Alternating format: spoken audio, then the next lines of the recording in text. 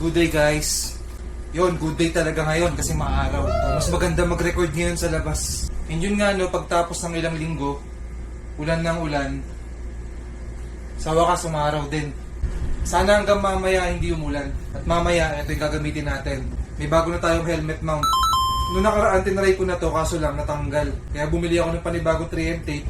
Hinabit ko ulit. Kasi yung unang kabit ko nito ng 3M, tinanggal ko ulit kaya nawala yung dikit. Ngayon, dinikit ko na siya, hindi ko na tinanggal. Sinentro ko na. Nakaraan kasi hindi ko masentro, kaya nilipat-lipat ko pa. So ayun, sa kakulitan ko, nailipat-lipat, hindi dumikit tuloy yung 3M. Kaya bumili ako ng panibagong 3M tape para makabit to. And ito yung gagamitin natin mamaya. I-helmet mount lang natin tong action camera natin. One eternity later. And yun, okay na tayo. Nakapag-prepare na tayo ng mga gamit natin. Pwede na tayo lumayas. Bye-bye. Bye-bye. Ito na nga, tanggalin muna natin tong cover ng motor natin. Sobrang dumi na ng motor. So, lagay ko na lang yung bag ko dito sa gitna para hindi mahirap magmotor. Okay, let's go.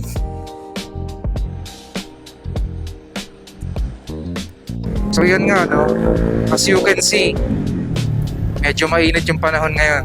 Araw. Pero mas goods na rin yan kaysa ulan ng ulan. Halos magki 3 weeks ata ulan ng ulan So blessing ngayon na umaraw ng ganito. Ganda ng panahon. And yun nga no, first time natin na mag-vlog ng ganito yung araw. Tapos meron na tayong microphone na para bang ganap na tayong motovlogger. So yun nga no, nakakailang upload na tayo ng motovlogging and hindi pa masyadong okay yung mga kuha ko, yung mga pinagagawa ko nakaraan kasi nga nag-uumpisa pa lang tayo. And tinitignan natin kung paano ba yung mga magagandang setup, magandang settings sa camera. And along the way, meron akong mga natututunan. Isa pa, nag-research din ako kung paano ba gawin ang pagbumotovlog kasi sobrang newbie tayo sa ganitong sa ganitong gawain. Hindi rin ako magaling masyado sa mga camera, yung mga technical na settings. Pero yun, nag-research lang tayo, tapos ina-apply natin. Tinitignan natin yung iba't ibang settings. Tapos sa pag-e-edit, hindi pa rin tayo masyadong magaling. Pati sa vlogging, baguhan lang din tayo. So hindi rin talaga ako magaling mag-vlog. Sinusubukan lang natin. And yun nga, na-enjoy ko naman yung motovlogging or vlogging in general. Ine-enjoy ko lang siya tapos nag-explore ako, nag-research, pinag-aaralan din natin kung paano ba. Oh, papi, papi.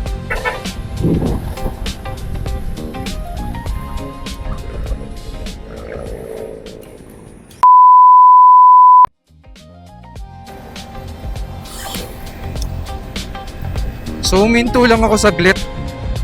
Pinalitan ko yung settings ng camera o yung resolution. 4K 50 FPS kanina. Pinalitan ko lang siya, binaba ko yung FPS ng 30. So 4K 30 FPS. Kasi mahihirapan tayo mag-edit plus malaki yung kinakain sa memory. Ang hirap din mag-export kapag mataas masyado. And yung FPS nga daw, magagamit mo lang siya kung nag-i-slow mo ka ng mga video. Tayo di naman tayo nag-i-slow mo ng video. And yun nga, minamax natin yung resolution, 4K naman. Tapos kapag in-export ko sa CapCut and in-upload ko sa mga social media, pinapalitan ko siya ng 1080. Kasi kapag hindi mo pinalitan, in-upload mo ng 4K, bukod sa matagal, kinocompress ng ng black up tsaka blue up. Kung sa YouTube okay lang, 4K, kayang-kaya. Kaya dapat kapag mag-shoot, 4K 30 FPS.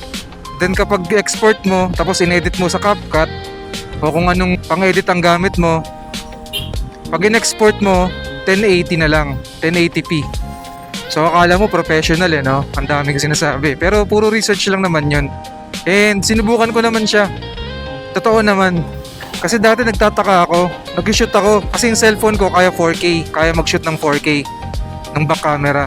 So nag-shoot ako, sobrang linaw. Akala ko ganun din yung kakalabasan kapag in-upload ko sa social media. So anong nangyari, nagtataka ako, ba't lumalabo? Pala, kinocompress mismo ng mga social media. Ito nga, ang init na. Ang init, tapos traffic pa. Pero mas okay na to kaysa naman traffic, tas ang lakas ng ulan. And ito nga, pabulong na lang tayo ngayon, hindi na tayo sumisigaw sa camera. Di na tayo masyadong maririnig ng mga kasabay natin sa traffic. Ang nakaraan, ang lakas ko magsalita tapos may mga kasabay akong ganyan. Nililingon talaga tayo Kasi syempre wala tayong microphone, di ba? Para marinig na itong action camera, kailangan ko lakasan yung boses ko. Nung wala pang microphone.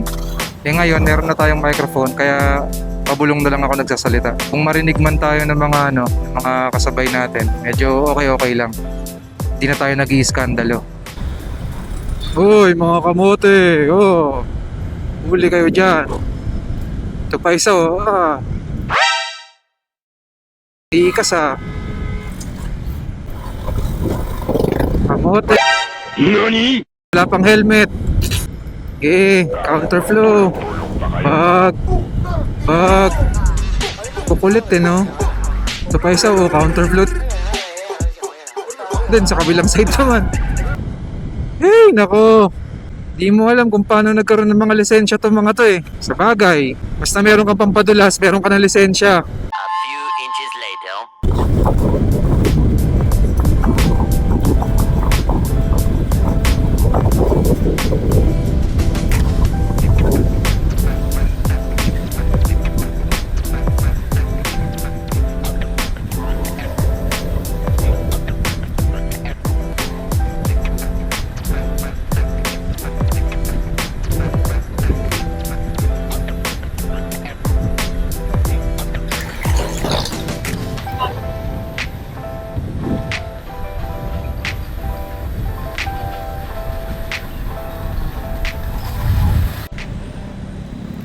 Blink na.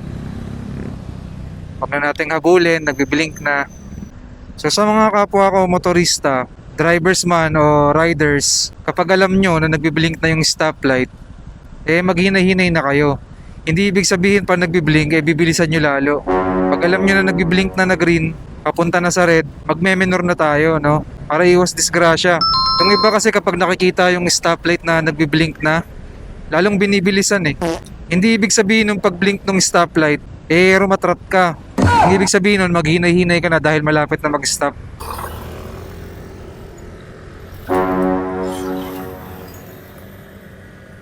Kaya mo, ginawa pa rin nila. Naka-red dyan Makulit na mga to.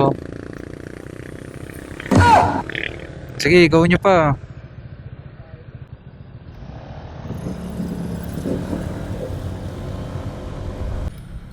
Nag-go kayo, di nagkita-kita rin tayo dito. Di ba? Kung merong traffic enforcer doon, nagka-violation pa kayo sa ginagawa niya. So medyo paspasan na natin kasi para makarating tayo ng maaga dun sa destination.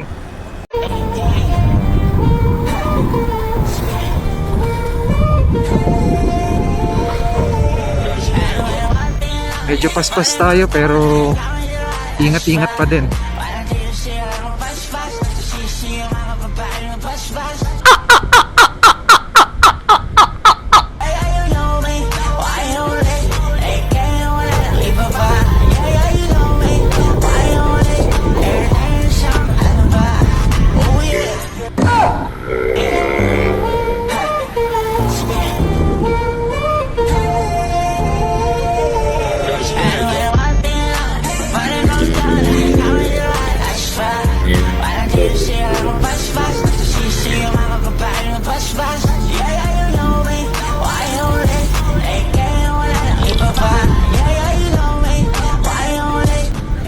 So naghihingalo na pala yung battery natin. Kulay pula na. Maybe mga 10% na lang to.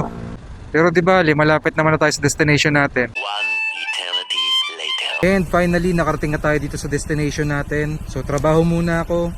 Dito ko napuputulin yung video. Keep safe. Peace.